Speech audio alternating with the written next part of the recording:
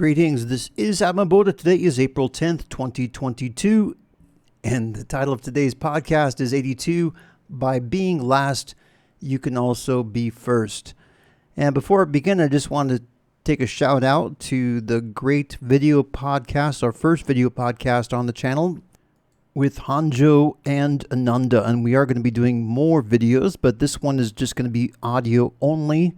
And if you want to see more videos, I'd love to see some comments down below. And the more comments I get, the more incentivized I'm going to be to actually be doing more of the videos, which is going to happen regardless anyway. But let's just go ahead and get started with the written portion. First, what does it mean to be last? It means to put the absolute ultimate first. By doing this, you put the best in everything and everyone first, and yourself last. Ironically, I consider this selfish behavior. Everyone is naturally selfish. People may deny it since nobody wants to be seen as selfish, but we all put who we identify with first. You may at this point protest. Who do you think you are to tell me that I am selfish? You don't know me. I make sacrifice and prioritize for my family, my spouse, and my friends all the time. I'm sure you are a good person and mean well, but by the concept of selfish, I mean you only care about what is you and yours, your family, your friends, your spouse or romantic partner, your colleagues, your classmates. You get the idea.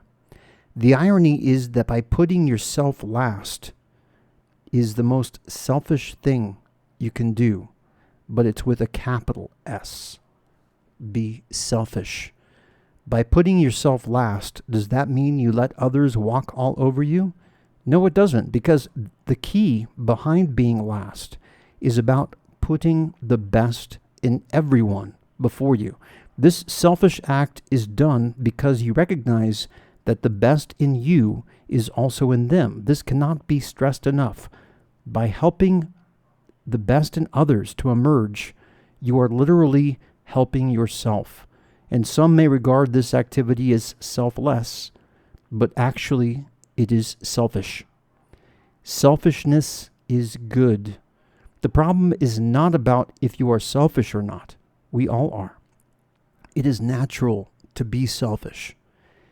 It is only when we have a limited conceptualization of self that selfishness becomes a problem.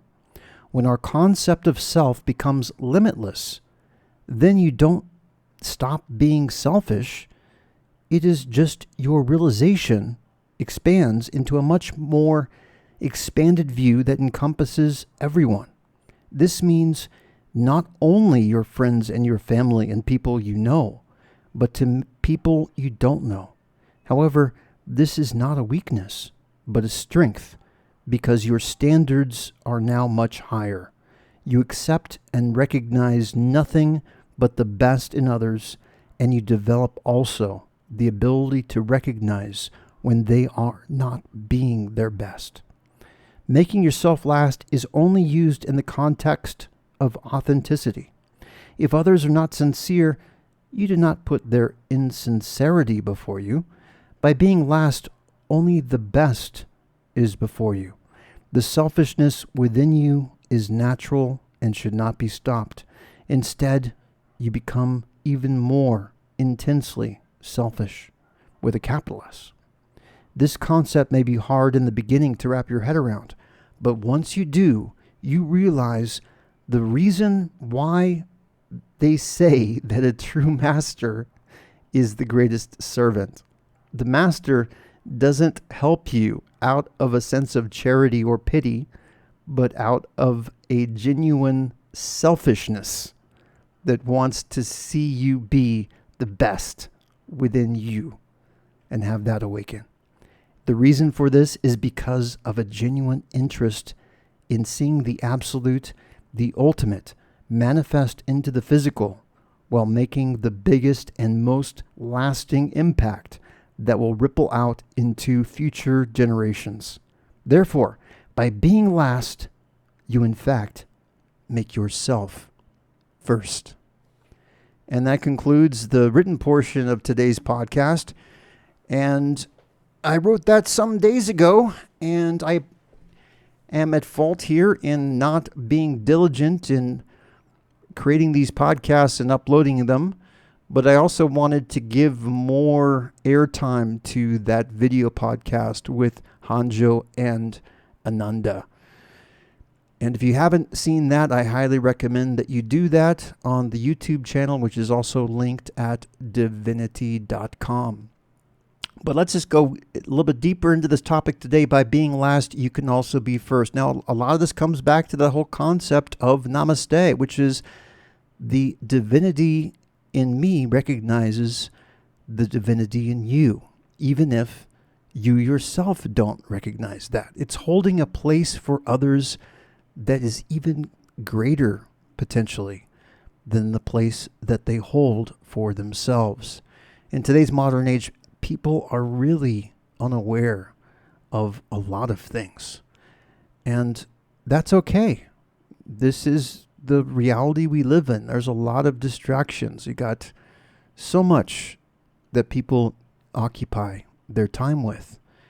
And strangely, there doesn't seem to be room in the world to focus on concepts like love and inspiration. Very few universities and schools even teach about what this is, and yet this is an intrinsic and important part of who we are as people. And so this whole concept of by being last you can also be first is basically by putting the love in people's heart first, by putting their inspiration first. And by doing that, you also can be putting yourself first, because you are putting the purest version of yourself first. It's acknowledging that the best part in you also lives in everyone.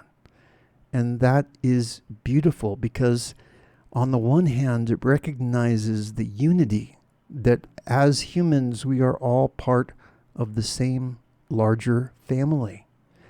And we sometimes forget that.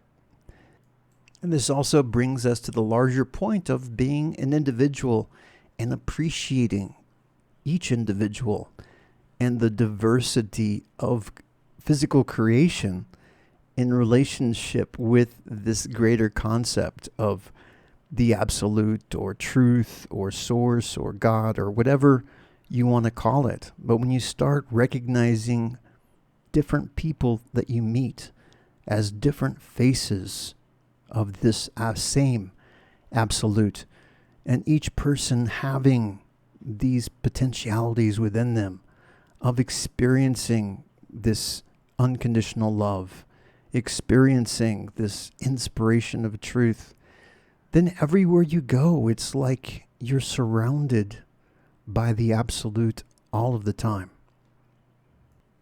I mean, who doesn't want to live in a world whereby everyone thinks that you're special? I mean, who doesn't want that? Are we really living in an age where you don't want to be appreciated by others? No, of course. I think it's a natural human tendency for everyone to want to feel appreciated and at the very minimum feel respected. Whereas in this modern age, if you say something that is of an opinion that is disagreed with, many people will take that as you, and they in turn won't respect you just because you hold an opinion that's in conflict to what you hold dear. And the fact of the matter is that we as humans, we are not defined by our opinions, and people's opinions can evolve over time. And one thing for certain is you're never going to change someone's mind by disrespecting them just because they hold an opinion different from yours. So yeah, it's entirely possible we can disagree, but we can still respect each other, and we can still recognize these potentialities within each of us. And as more and more of us do this, we can literally change the fabric of society into one where each individual is acknowledged, respected, appreciated, and loved. And I got some questions earlier today, actually. I did a private one-on-one Zoom call with someone, and one of the topics, in fact, the primary topic we talked about was the concept of love and what practical things we can do to help awaken that love within us. And by the way, I am available free if you want to talk one-on-one with me via Zoom, and you can book appointments via divinity.com, 30-minute sessions. And I'm there as a service, a pure service to others, not looking to profit from that in any way. But one thing that I shared with him about the concept of love is that it's located, of course, in the heart, the purest version of love. But one of the most important things is in your spiritual practice to regard it as something sacred and to be patient about it. I mentioned before about Swami Sivananda said that to experience the infinite requires infinite patience, and definitely patience to receive is extremely important, and to acknowledge, if you want to have love in your heart, to at first be able to acknowledge that, yes, you can actually do that. It's possible to experience love all the time. If you don't think it's possible to experience love all the time, well, guess what? You can be right. You can create that, or continue to create that lifestyle within yourself. So that's first step number one, acknowledging that it's possible. The other step you can do is to set aside some time during the day to practice non-doing. To, in other words, sit down and just focus on your breath. Focus your mind to a pinpoint. Don't let yourself be distracted by thoughts, and instead gently quiet the mind. And you can put your hand on your heart in the Chin Mudra gesture, which is your thumb and forefinger together and your other fingers extended, and place that gently on your heart region and focus on accepting love in that area. And when practiced diligent enough and often enough, that will help to initiate a heart awakening within you. Another strategy that is also used in the Christian community is about the concept of asking Jesus into your heart. Now, if you replace Jesus, the concept of Jesus, with just unconditional love, and you accept unconditional love into your heart, and you are sincere with that motivation, unconditional love is invited to appear into your heart.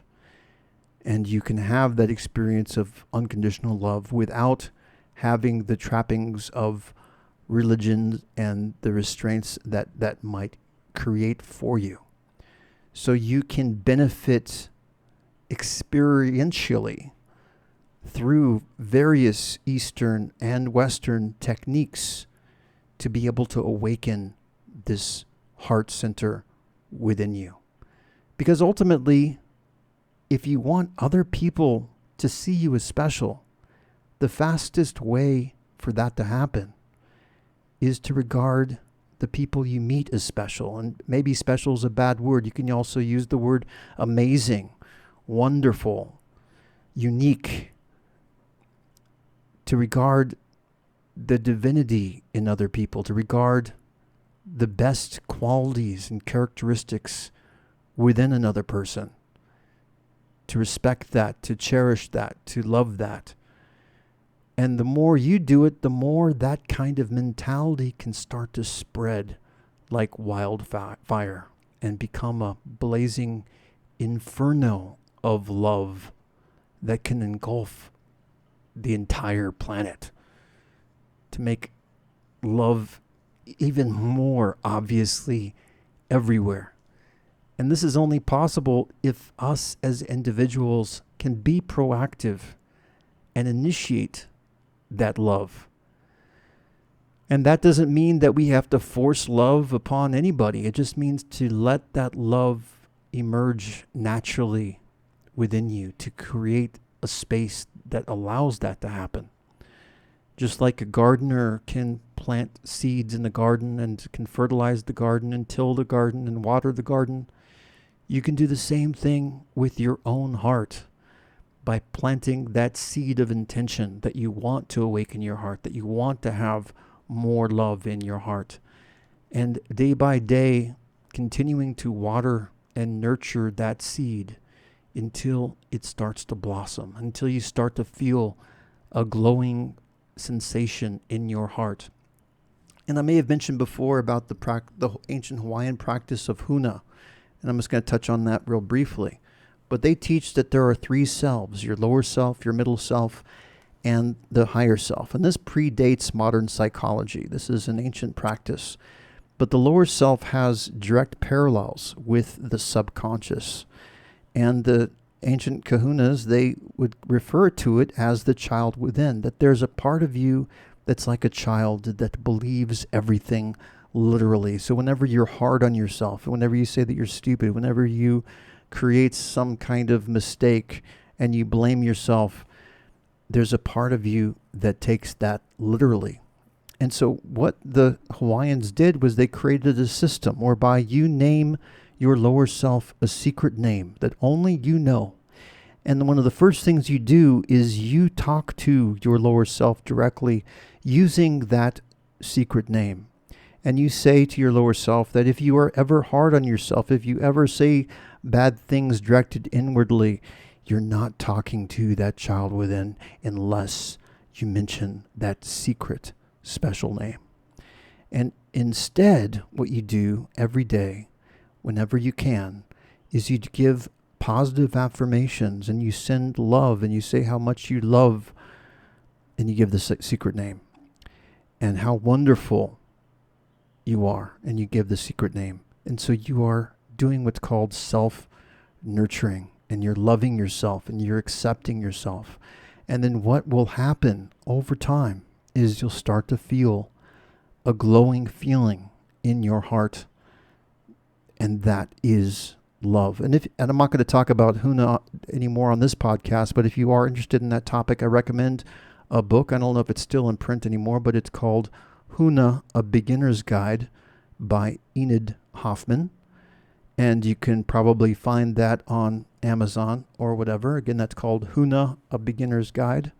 And the first name is Enid, E-N-I-D, and the last name is Hoffman, H-O-F-F-M-A-N.